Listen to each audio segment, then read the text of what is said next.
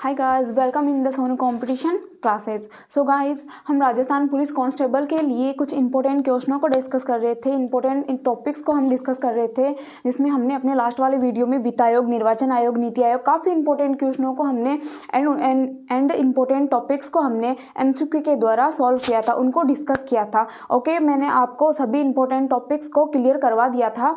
I hope कि आपको सारा कुछ क्लियर हो गया होगा। तो आज का जो हमारा टॉपिक है वो है भारत का नियंत्रक एवं महालेखा परीक्षक। आज का जो हमारा टॉपिक है वो क्या है? भारत का नियंत्रक एवं महालेखा परीक्षक, जिसको हम शॉर्ट में क्या बोलते हैं? CAG, keg. इसको हम शॉर्ट में केग भी बोल सकते हैं। इसका जो फुल फॉर्म है वो है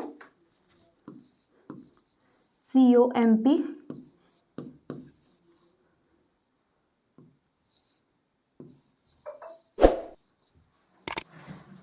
कंट्रोलर एंड AUDITOR,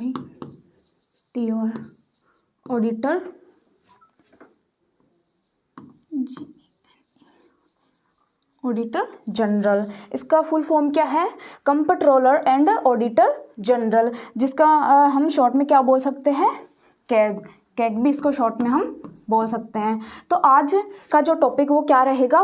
केग के ऊपर रहेगा। आज हम भारत का नियंत्रक एवं महालेखा परीक्षक के कुछ इंपॉर्टेंट क्वेश्चनों को एमसीक्यू के द्वारा डिस्कस करेंगे। ओके गाइस, तो बिना टाइम वेस्ट किए आज के जो क्वेश्चन है वो हम स्टार्ट करते हैं। आज का जो फर्स्ट क्वेश्चन है वो है भारत का नियंत्रक एवं महालेखा परीक्षक, controller and auditor general of India. तो यहाँ पे भी इसका फुल फॉर्म दिया हुआ है। तो किसके द्वारा नियुक्त किया जाता है? जो केग है, इसकी नियुक्ति है वो किसके द्वारा की जाती है? तो ये हमारा पहला ऑप्शन है संसद के द्वारा, बी ऑप्शन है राष्ट्रपति के द्वारा, सी ऑप्शन है प्रधानमंत्री के द्वारा और डी ऑप्शन है योजना आयोग के द्वारा। तो इसमें हमारा राइट ऑप्शन क्या होगा? जो केग है इसकी नियुक्ति किसके द्वारा की जाती है? तो इसमें हमारा राइट ऑप्शन होगा बी। इसमें हमारा राइट ऑप्शन है राष्ट्रपति के द्वारा। भारत का नियंत्रक एवं महालेखा परीक्षक की नियुक्ति किसके द्वारा की जाती है? राष्ट्रपति के द्वारा की जाती है। जो भारत का राष्ट्रपति होता है वो केग को नियुक्त करता है। भारत का जो राष्ट्रपति होता है वो केग की नियुक्ति करता है। और इसकी जो नियुक्ति है, इसका प्रावधान, इसका उल्लेख इसमें किया गया है अनुच्छेद 148 में किया गया है। राष्ट्रपति जो केग होता है वो राष्ट्रपति को ही अपना त्यागपत्र संबोधित करता है। और इसको नियुक्त करने के पश्चात जो इसको शपथ ग्रहण करवाई जाती है वो किसके द्वारा करवाई जाती है? राष्ट्रपति के द्वारा। जो केग है वो अपना पद ग्रहण करने से पहले शपथ किसके समक्ष ग्रहण करता है? राष्ट्रपति के समक्ष ही ग्रहण करता है। इसकी नियुक्ति भी राष्ट्रपति के द्वारा की जाती है। तो इसकी नियुक्ति या पद सेकंड है शपथ, और थर्ड क्या है? सेवा शर्तों। इनका जो उल्लेख है वो संविधान के अनुच्छेद 148 में किया गया है। इसके पद का उल्लेख, शपथ का उल्लेख और सेवा शर्तों का जो उल्लेख है वो संविधान के अनुच्छेद 148 में किया गया है। ओके गाइस, देखते हैं हमारा नेक्स्ट क्वेश्चन। नेक्स्ट क्वेश्चन है नियंत्रक एवं महालेखा परीक्षक के वेतन एवं भत्तों का एवं अन्य शर्तों का जो निर्धारण है वो कौन करता है? जो नियंत्रक एवं महालेखा परीक्षक के वेतन भत्ते एंड अन्य शर्तें होती हैं, इनका जो निर्धारण है वो किस के द्वारा किया जाता है? तो पहला ऑप्शन है प्रधानमंत्री के द्वारा, बी ऑप्शन है वित्त मंत्री के द्वारा, सी ऑप्शन है संसद के द्वारा और डी ऑप्शन है राष्ट्रपति के द्वारा।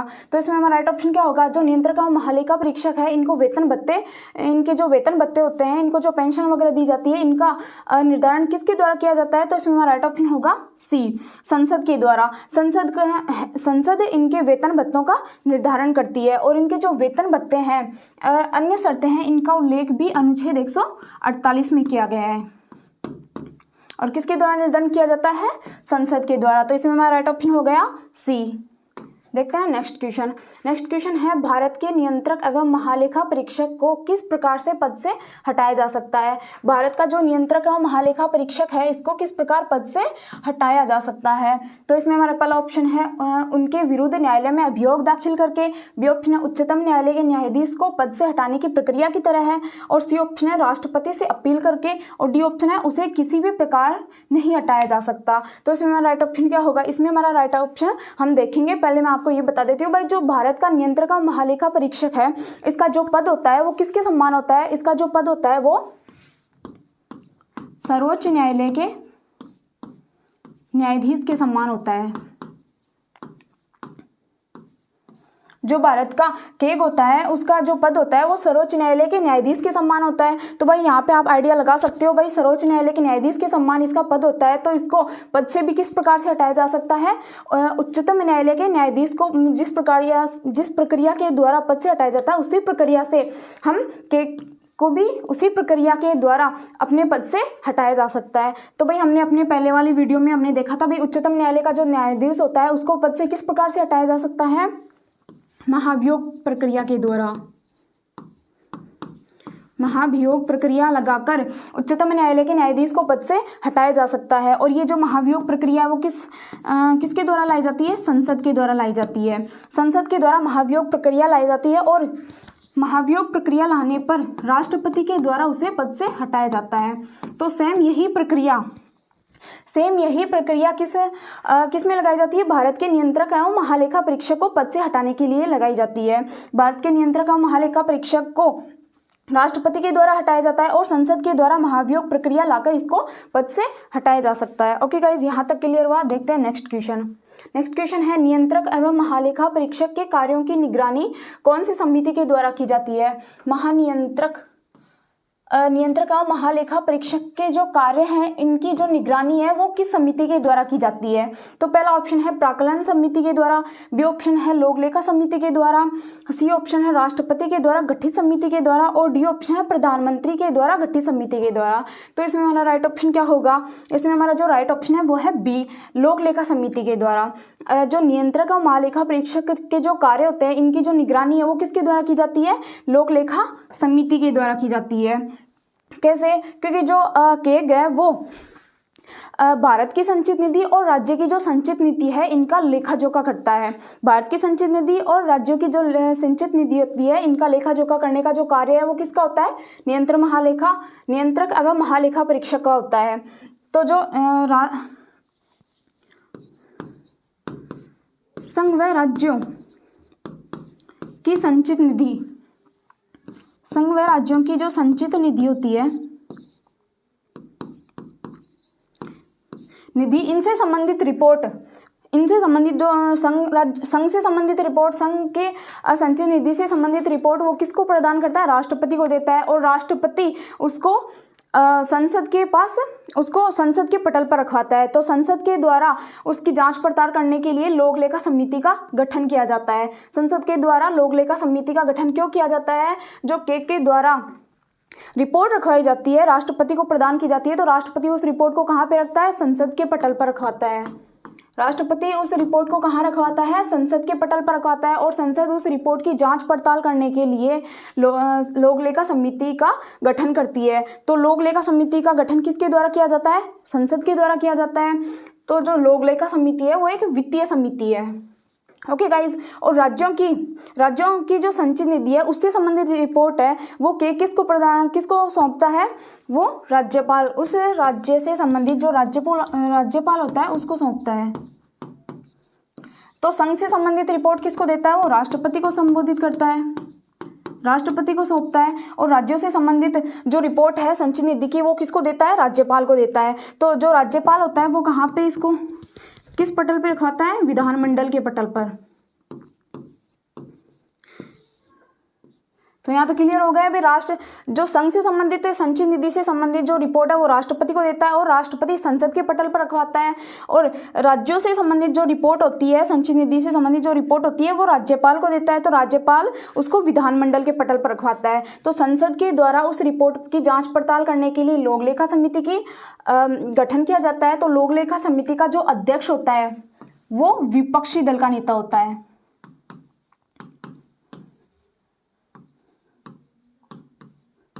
लोक लेखा समिति का जो नेता होता है, जो अध्यक्ष होता है वो कौन होता है? विपक्षी दल का नेता होता है। और लोक लेखा समिति में कुल 22 सदस्य होते हैं। कुल कितने सदस्य होते हैं इसमें? 22 सदस्य होते हैं। लोक लेखा समिति में कुल कितने सदस्य होते हैं? 22 सदस्य होते हैं, जिसमें से 15 सदस्य 15 सदस्य लोकसभा से होते हैं, ओके, और जो 7 सदस्य होते हैं वो किस से होते हैं, राज्यसभा से होते हैं, ओके। 15 सदस्य लोकसभा से होते हैं और 7 सदस्य राज्यसभा से होते हैं। और जो लोक लेखा समिति है वो कैसी समिति है, एक वित्तीय समिति है, जिसके द्वारा, वित्तीय समिति होती है जिसके द्वारा जो के द्वारा जो रिपोर्ट रखी जाती है ना, उसकी जांच पड़ताल किसके द्वारा की जाती है, लोक लेखा समिति के द्वारा की जाती है। इसलिए जो केग होता है उसको लोक लेखा समिति का बड़ा भाई भी कहा जाता है। ये भी क्वेश्चन आ सकता है भाई, लोक लेखा समिति का बड़ा भाई कौन होता है, CAG, लोक लेखा समिति का बड़ा भाई भी कहा जाता है इसको, ओके। यहाँ तक आपको क्लियर हो चुका है। देखते हैं नेक्स्ट क्वेश्चन। नेक्स्ट क्वेश्चन है, किस सेवा निर्मित नियंत्रक एवं महालेखा परीक्षक को वित्त आयोग का अध्यक्ष बनाया गया है। तो यहाँ पे क्या पूछा गया है कि भाई नियंत्रक एवं महालेखा परीक्षक, ऐसा कौन सा नियंत्रक एवं महालेखा परीक्षक था जिसको वित्त आयोग का अध्यक्ष बनाया गया था। तो ये हमारे ऑप्शन है, पहला है A.K. चंद्रा है यहाँ पे, A.K. चंद्रा, बी ऑप्शन है A.K. राय, सी ऑप्शन है ज्ञान प्रकाश और डी ऑप्शन है विनोद राय। तो इसमें हमारा राइट ऑप्शन क्या हो गया, ए इसमें हमारा राइट ऑप्शन है। जो A.K. चंद्रा है वो पहले दूसरे के अध्यक्ष थे, CAG के दूसरे अध्यक्ष थे, जिन्हें वित्त आयोग बाद में क्या बना दिया गया, वित्त आयोग का अध्यक्ष बना दिया गया। तो जो A.K. चंद्रा थे वो दूसरे के अध्यक्ष थे, पहले क्या थे, वो दूसरे के अध्यक्ष थे, के सदस्य थे, और बाद में उन्हें वित्त आयोग का अध्यक्ष बना दिया गया। तो इसमें हमारा राइट ऑप्शन क्या हो गया, A.K. चंद्रा, ओके। देखते हैं हमारा नेक्स्ट क्वेश्चन। नेक्स्ट क्वेश्चन है, नियंत्रक महालेखा परीक्षक के पद का वर्णन किस अनुच्छेद में किया गया है। अभी क्या पूछा भाई, के का जो पद है इसका वर्णन किस अनुच्छेद में किया गया है। अभी मैंने आपको पहले वाले क्वेश्चन में बताया था, आपको मतलब आइडिया लगे भाई इसमें से हमारा कौन सा राइट ऑप्शन हो सकता है। पहला है 148, बी ऑप्शन है अनुच्छेद 149, सी ऑप्शन है 142 और डी ऑप्शन है अनुच्छेद 146। तो आप सोचिए भाई इसमें हमारा राइट ऑप्शन क्या होगा। पहले वाले क्वेश्चन में मैंने आपको बताया ये, तो इसमें हमारा राइट ऑप्शन क्या हो गया, ए। अनुच्छेद 148 में नियंत्रक एवं महालेखा परीक्षक यानी कि के पद का उल्लेख किया गया है, ओके गाइज। देखते हैं नेक्स्ट क्वेश्चन। नेक्स्ट क्वेश्चन है, महालेखा परीक्षक की शक्तियों एवं कार्यों का वर्णन किस अनुच्छेद में किया गया है। अभी यहाँ पे क्या पूछा गया है कि भाई नियंत्रक एवं महालेखा परीक्षक की शक्तियों एवं कार्यों का जो उल्लेख है वो किस अनुच्छेद में किया गया है। तो इसमें पहला ऑप्शन हो गया अनुच्छेद 150, बी ऑप्शन है अनुच्छेद 151, सी ऑप्शन है अनुच्छेद 149 और डी ऑप्शन क्या हो गया, अनुच्छेद 148। तो इसमें हमारा राइट ऑप्शन क्या होगा, इसमें हमारा राइट ऑप्शन है सी, अनुच्छेद 149। अनुच्छेद 149 में महालेखा जो नियंत्रक और महालेखा परीक्षक है इसके कार्यों, शक्तियों और इनके कर्तव्यों का उल्लेख किया गया है। भाई जो के गए उसको कितनी कौन सी कितनी शक्तियां दी गई है, क्या इसके कार्य होंगे और क्या इनके कर्तव्य होंगे, इन सब का जो उल्लेख है वो किस में किया गया है, अनुच्छेद 149 में किया गया है, ओके। अनुच्छेद 148 अभी मैंने आपको बताया था भाई, अनुच्छेद 148 में किसका उल्लेख किया गया है, पद, शपथ और अन्य सेवा शर्तें, वेतन भत्तों, जो के वेतन भत्ते दिए जाते हैं के को, उनका जो उल्लेख है वो किस में किया गया है, अनुच्छेद 148 में किया गया है। फिर आता है अनुच्छेद 149, तो इसमें क्या उल्लेख किया गया है, के कार्य, क्या इसके कार्य होंगे। फिर दूसरा ऑप्शन है शक्तियाँ, तो इसको कौन कौन सी शक्तियाँ दी गई है, क्या इसकी शक्तियाँ हैं।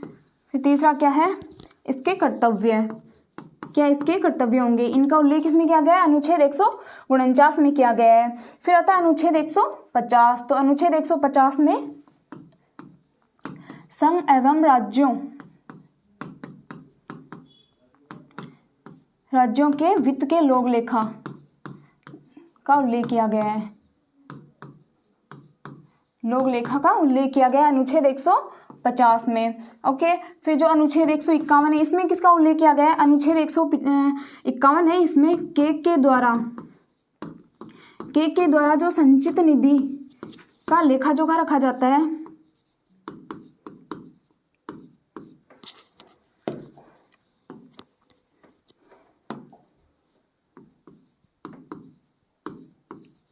के द्वारा जो संचित निधि का जो लेखा जोखा रखा जाता है इसका उल्लेख किसमें किया गया है?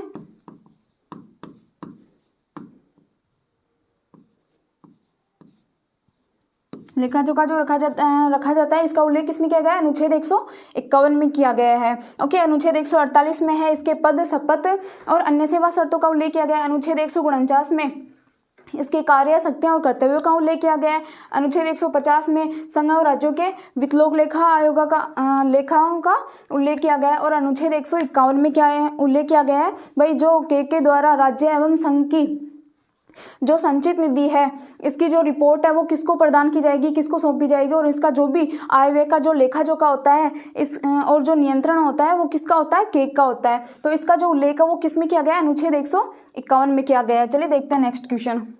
नेक्स्ट क्वेश्चन है क्वेश्चन क्या है? यह कथन किसका है कि भाई भारतीय संविधान का सबसे महत्वपूर्ण अधिकारी पद नियंत्रक एवं महालेखा परीक्षक का पद होता है।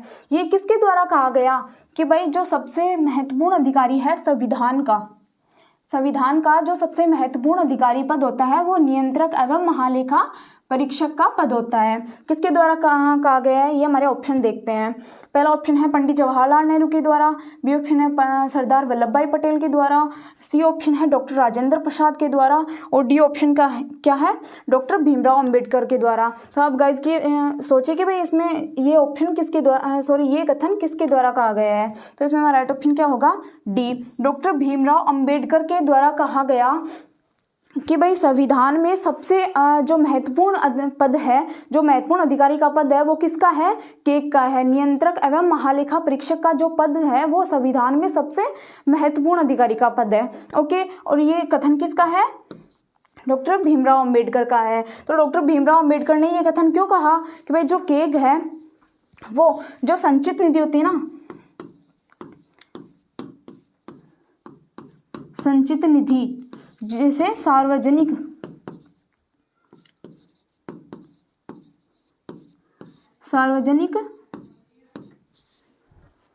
धन या फिर वित्तीय निधि भी कहा जाता है।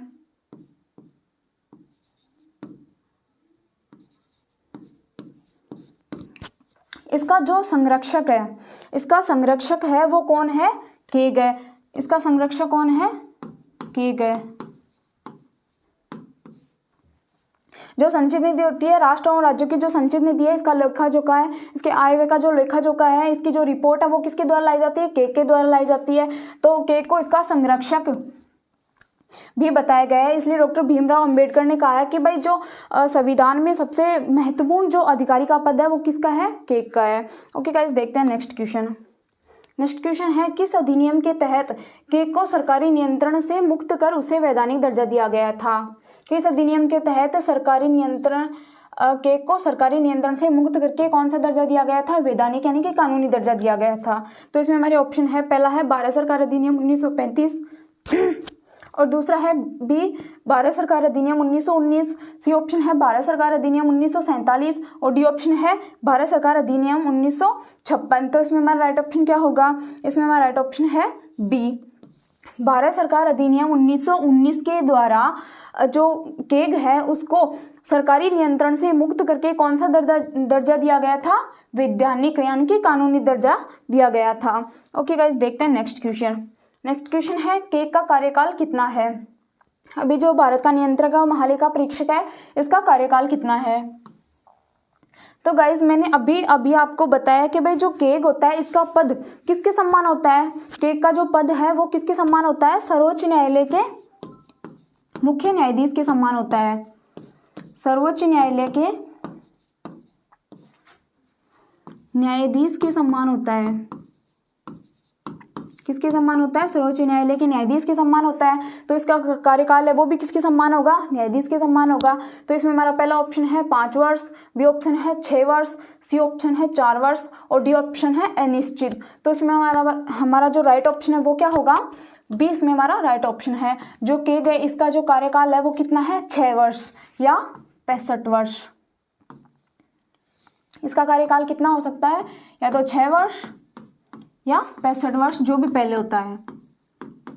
अभी इससे क्या तात्पर्य है, ये मैं आपको एग्जाम्पल के तौर पे बताती हूँ। भाई मान लो कोई भी व्यक्ति है जो केक के पद पे नियुक्त किया जाता है, कोई भी व्यक्ति है वो जो केक के पद पे नियुक्त किया जाता है, यदि वो व्यक्ति 50 वर्ष की आयु में, मान लो यदि वो व्यक्ति 50 वर्ष की आयु में केक के पद पे नियुक्त किया जाता है, तो यदि उसकी 6 वर्ष का उसका कार्यकाल पूर्ण हो चुका हो, तो वो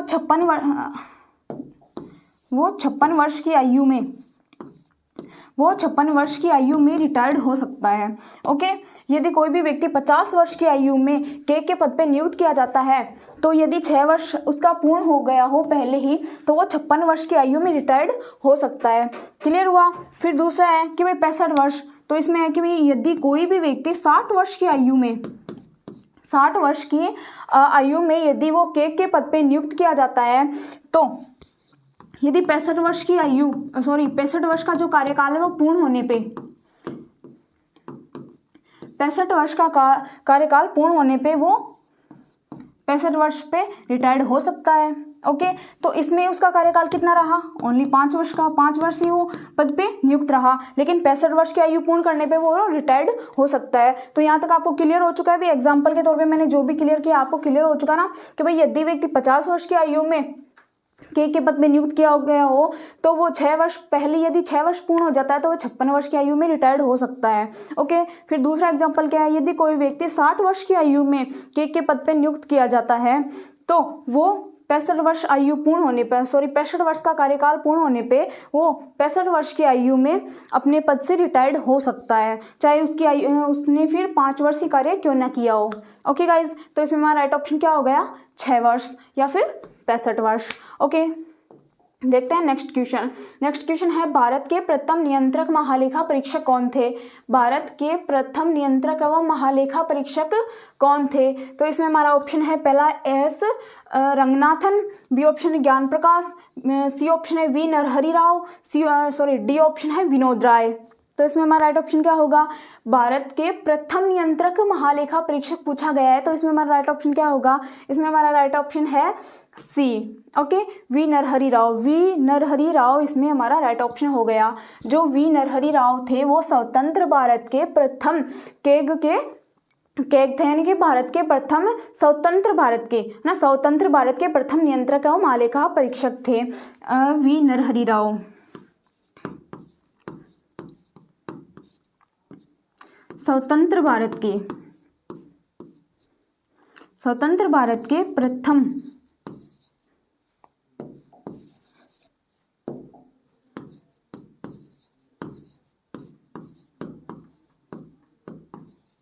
स्वतंत्र भारत के प्रथम केग कौन थे? वी नरहरि राव, जिनका जो कार्यकाल था वो था 1948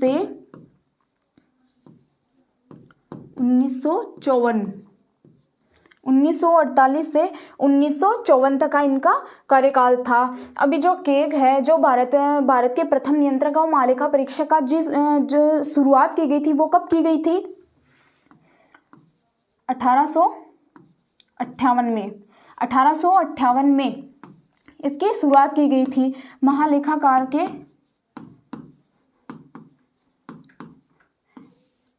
1858 में महालेखाकार का कार्यालय स्थापित किया गया था।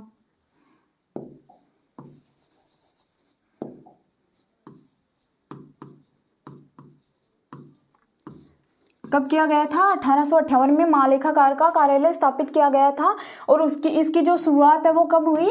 1858 में हुई थी। तो 1858 के पश्चात मतलब ब्रिटिश काल में, 1858 में आपको पता है ब्रिटिश काल था, उस समय जो भारत था वो ब्रिटिश सरकार थी उसके अधीन था। ओके, तो 1858 का जो काल था वो कौन सा काल था? ब्रिटिश काल था।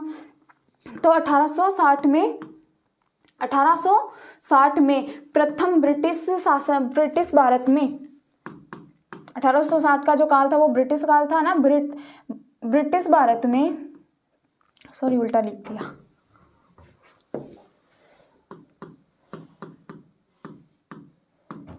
ब्रिटिश भारत के जो प्रथम केग थे वो कौन थे? Edmund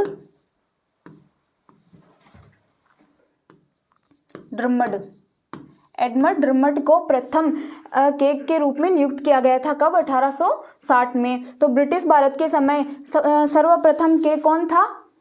Edmund Drummond. ओके, और कब नियुक्त किया गया था? 1860 में। अब मतलब कि इसमें पूछा गया है स्वतंत्र भारत में, तो स्वतंत्र भारत के समय प्रथम के कौन थे?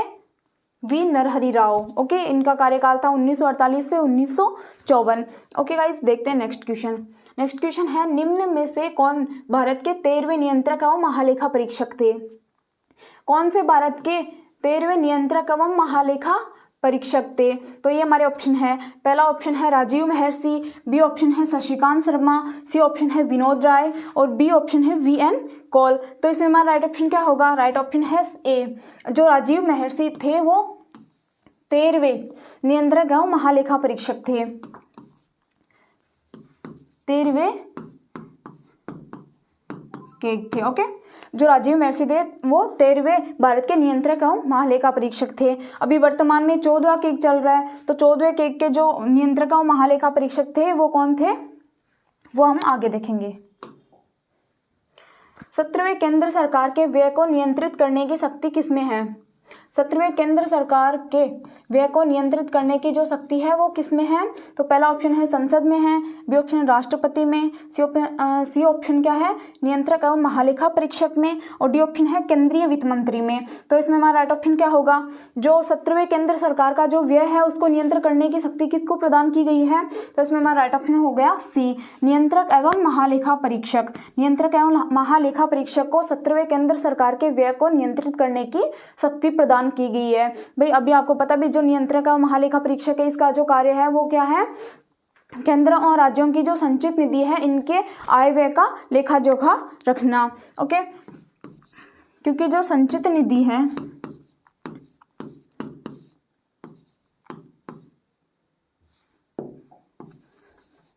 सरकार के द्वारा किसी भी जनहित के लिए या फिर अन्य कार्य को करने के लिए संचित निधि से जो धन निकाला जाता है, जो व्यय किया जाता है, इसका लेखा जोखा भी किसके द्वारा रखा जाता है? नियंत्रक एवं महालेखा परीक्षक के द्वारा रखा जाता है। और जो संचित निधि में धन आता है, यानी कि मान लो टैक्स है, जनता के द्वारा जो टैक्स या फिर अन्य कर वगैरह जो दिए जाते हैं, जीएसटी, सेवा कर, अन्य जिस भी प्रकार से जो धन आता है संचित निधि में, जो आय होती है, वो इसका जो लेखा जोखा है वो भी किसके द्वारा रखा जाता है? नियंत्रक एवं महालेखा परीक्षक के द्वारा रखा जाता है। तो इसकी जो व्यय नियंत्रण की जो शक्ति है वो किसके पास है? नियंत्रक एवं महालेखा परीक्षक के पास है।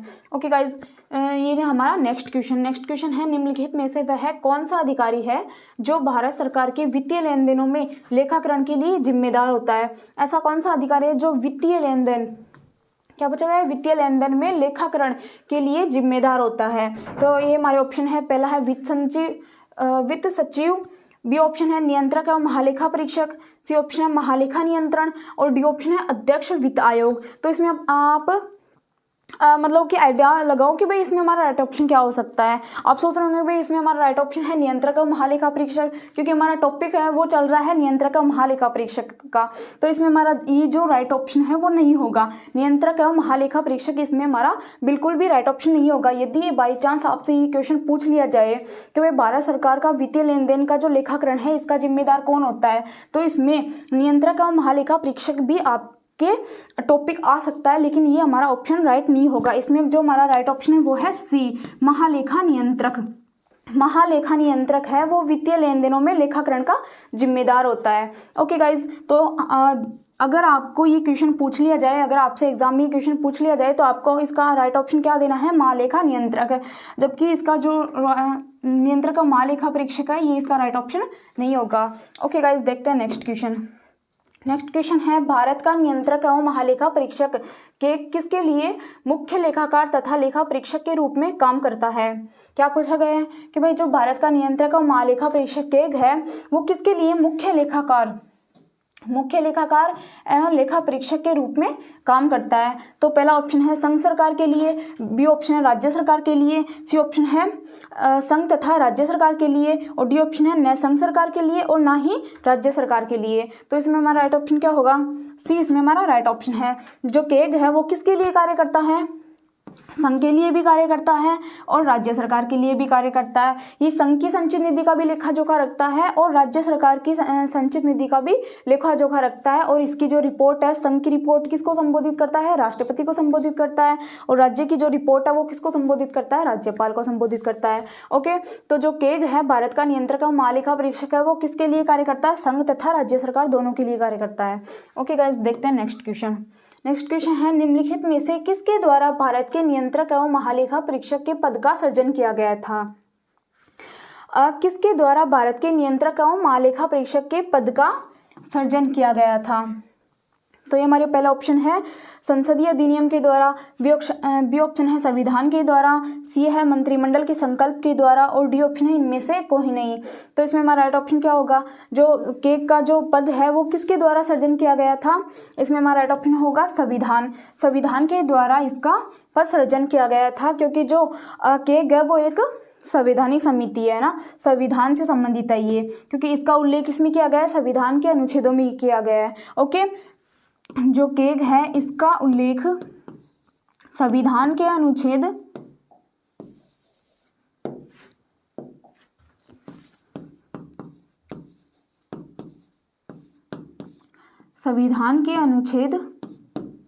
148 से लेके अनुच्छेद 151 तक और भाग 5 में संविधान के अनुच्छेद 148 से लेकर अनुच्छेद 151 तक भाग 5 में केग का उल्लेख किया गया है। इसलिए एक संविधान से संबंधित समिति है ना, संवैधानिक है ये। तो इसका पद है वो किसके द्वारा सृजन किया गया है? संविधान के द्वारा सृजन किया गया है। ओके गाइज, देखते हैं नेक्स्ट क्वेश्चन।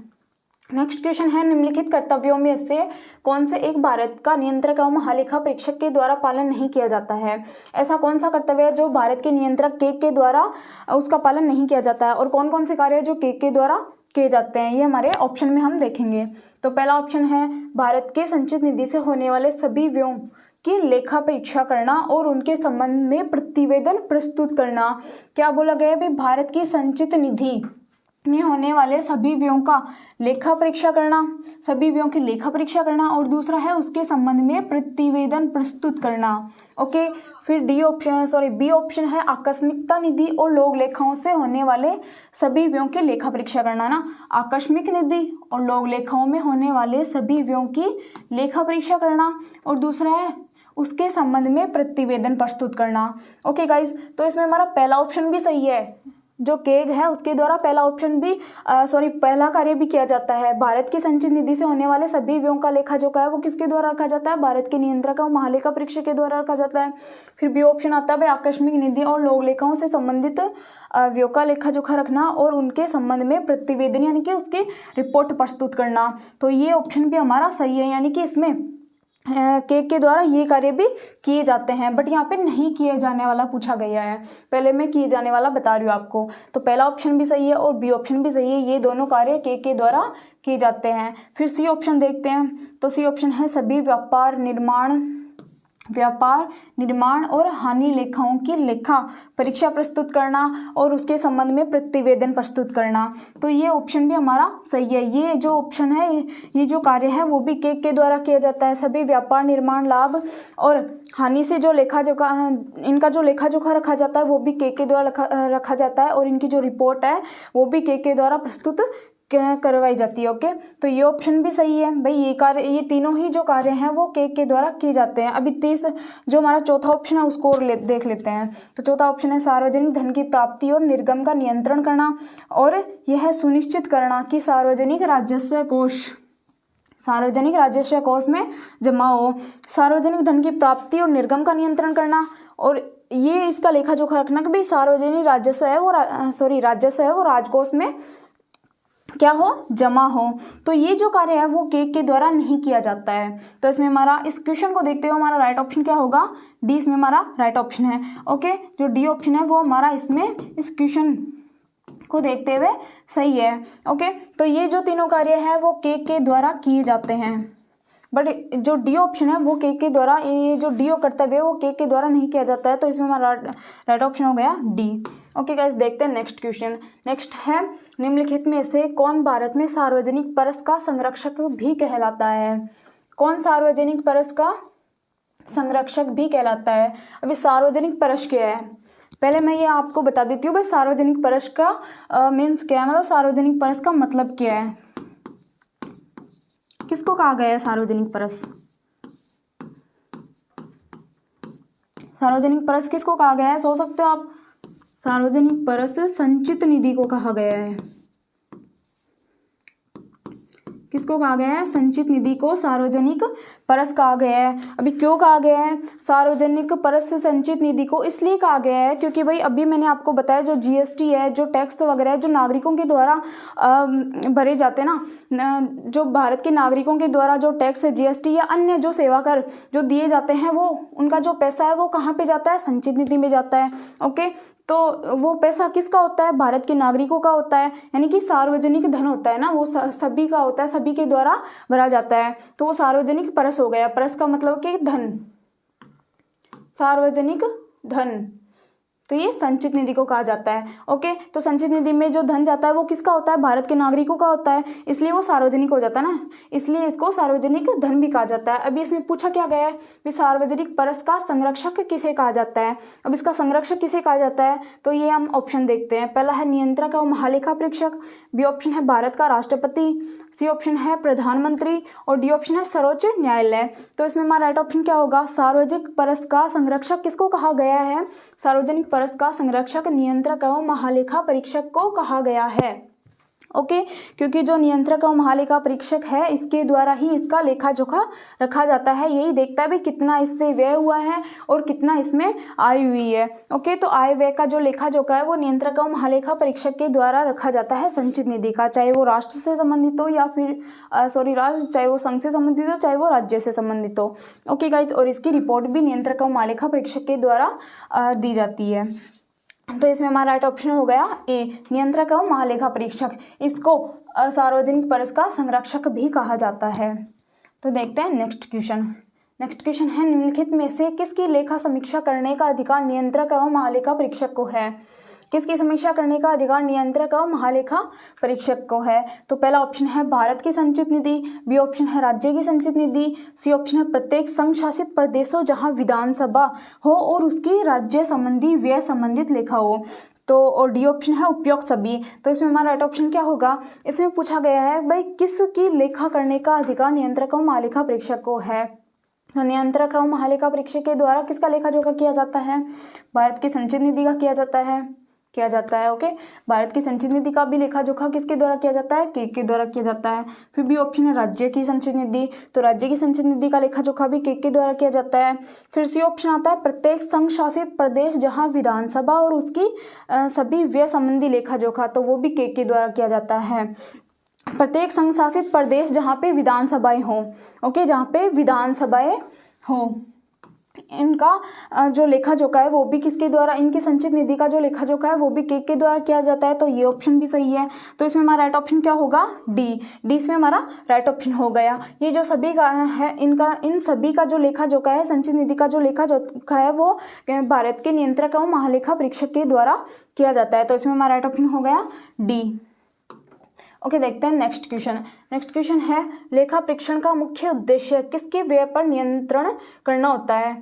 लेखा परीक्षण का जो मुख्य उद्देश्य है, क्या पूछा गया है, लेखा परीक्षण का जो मुख्य उद्देश्य है वो किसके व्यय पर नियंत्रण करने का होता है। तो पहला ऑप्शन है कार्यपालिका, बी ऑप्शन है न्यायपालिका के, और सी ऑप्शन है व्यवस्थापिका, और डी ऑप्शन है इनमें से कोई नहीं। तो इसमें हमारा राइट ऑप्शन क्या होगा, जो भारत का केग होता है, भारत का नियंत्रक और महालेखा परीक्षक होता है, उसका उद्देश्य किसके व्यय पर नियंत्रण करना होता है, किसके द्वारा किए गए व्यय को वो नियंत्रित करता है। तो इसमें हमारा राइट ऑप्शन होगा कार्यपालिका। जो कार्यपालिका के द्वारा व्यय किया जाता है इस पर नियंत्रण करने का उद्देश्य किसका होता है, केग का होता है।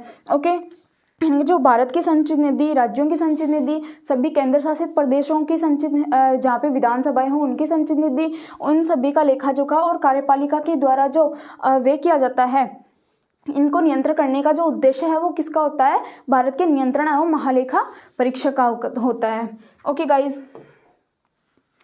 गाइज, आई होप कि मेरे द्वारा बताए गए सभी क्वेश्चन आंसर आपको अच्छे से समझ आए होंगे ना। मैंने जो भी क्वेश्चन आंसर आपको अच्छे से क्लियर किए हैं, आई होप कि आपको अच्छे से क्लियर हो गए होंगे। तो इनसे संबंधित जो भी क्वेश्चन आंसर मैंने आपको यहाँ पे करवाए हैं उनसे संबंधित अगर आपको PDF प्राप्त करनी हो तो वो सोशल मीडिया पे जाके आप हमारे Telegram channel Sonu competition classes से प्राप्त कर सकते हो। और गाइज हमें फेसबुक, सोशल मीडिया पे Facebook Sonu classes and Instagram Sonu education group में भी आप हमें फॉलो कर सकते हो। ओके गाइज, मिलते हैं हमारे नेक्स्ट वीडियो में। Okay, thank you so much.